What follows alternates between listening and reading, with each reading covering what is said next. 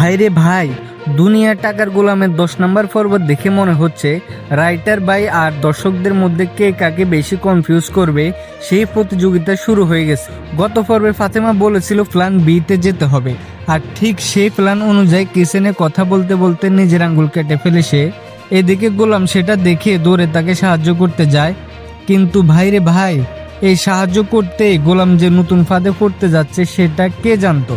ফাতেমার মূল উদ্দেশ্য ছিল গোলামের স্মৃতিশক্তি ফিরিয়ে আনা, আর সেই কারণেই তাকে নিয়ে যাওয়া হয় একজন ডাক্তারের কাছে।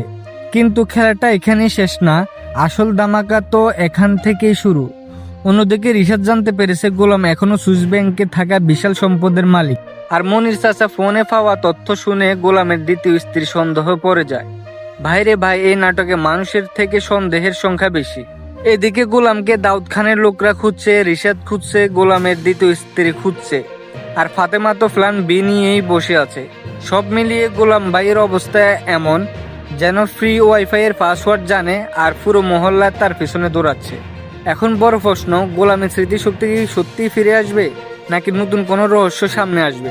আবার অনেকে বলছে কার্মা গ্রুপ অফ কোম্পানির মালিকানা নিয়েও সামনে বড় ধামাকা অপেক্ষা করছে। ভাইরে ভাই, ফ্যানদের থিওরি শুনে মনে হয় নাটকের স্ক্রিপ্ট লেখক ও কমেন্ট সেকশন দেখে গল্প লিখতেছে। এই সময় আমার ফাজিল বন্ধু হাবিব জিজ্ঞেস করলো, দোস্ত, এত মানুষ গোলামকে খুঁজতেছে কেন?